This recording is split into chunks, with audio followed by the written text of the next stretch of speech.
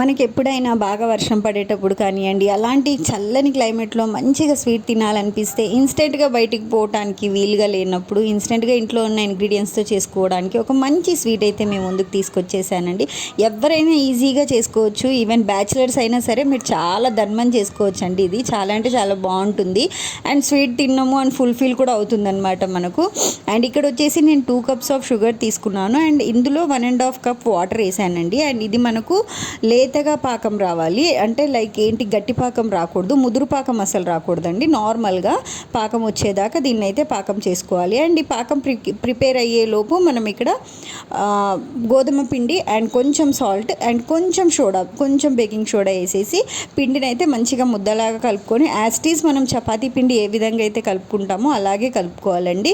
మీరు కావాలనుకుంటే పాకంలో ఇలైచీ అండ్ కుంకుమ పువ్వు అలాంటివి యాడ్ చేసుకోవచ్చు.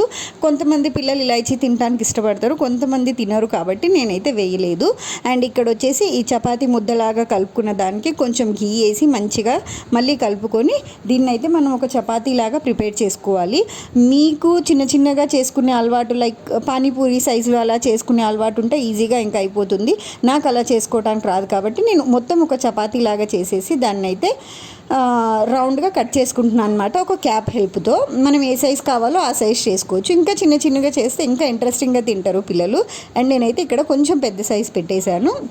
అండ్ ఇవన్నీ కూడా ఎక్స్ట్రా పిండి మొత్తం తీసేసి మనకు మంచిగా రౌండ్గా వచ్చేసినవి అన్నీ కూడా ఆయిల్ హీట్ చేసుకొని అండ్ అందులో అయితే మనం ఇవి వేసుకోవాలి. లైక్ పూరీలు ఎలా అయితే మనం డీప్ ఫ్రై చేసుకుంటామో ఆ టైప్లో ఇవి డీప్ ఫ్రై చేసుకోవాలి.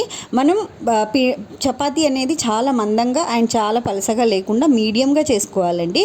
ఎందుకంటే ఇవి మంచిగా పొంగితే ఇంకా బాగుంటాయి. అండ్ పూరీ టైప్ మంచిగా పొంగితే సూపర్ ఉంటుందన్నమాట. అండ్ ఇక్కడైతే ఇవి మంచిగా ఎర్రగా ఎంపుకోవాలి. అండ్ దీని తర్వాత ఇవి మంచిగా డీప్ ఫ్రై అయిపోయాక తీసేసి దీన్ని అయితే మనం ఆల్రెడీ పాకం చేసి పెట్టాం కదండి, ఆ పాకంలో అయితే దీన్ని వేసేయాలన్నమాట. అండ్ పాకంలో మీరు కావాలంటే 1 టీ స్పూన్ ఆఫ్ లెమన్ వేసుకోవచ్చు.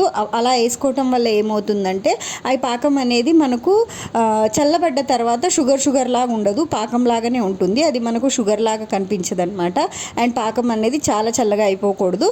అది కొంచెం హీట్గా ఉన్నప్పుడే మనం వేడిగా చేసిన ఈ చిన్ని పూరీలు అయితే అందులో డిప్ చేసేసుకోవాలి. అండ్ దాన్ని మనం ఒక 10 to 15 మినిట్స్ అలా వదిలేస్తే ఆ పాకం అనేది చాలా మంచిగా అబ్జర్వ్ చేసుకుంటుంది. అండ్ తినేటప్పుడు మనకు కాజా తిన్నట్టుగా అలా పాకం వస్తూ ఉంటుందన్నమాట. చాలా అంటే చాలా బాగుంటుంది. డెఫినెట్గా మీరు అందరూ ఒకసారి ఇంట్లో ట్రై చేసి మీకు ఎలా వచ్చాయి అనేది నాకైతే కమెంట్లో చెప్పండి. అండ్ ఎవరైనా ఫస్ట్ టైం మన ఛానల్ చూస్తున్నట్టయితే ప్లీజ్ సబ్స్క్రైబ్ అవర్ ఛానల్ అండి. నేను అస్సలు స్వీట్ తినను, బట్ ఇవి నేను 5 to 6 అయితే తినేసాను. అంత బాగున్నాయి. డెఫినెట్గా ట్రై చేయండి guys. Thank you so much for watching.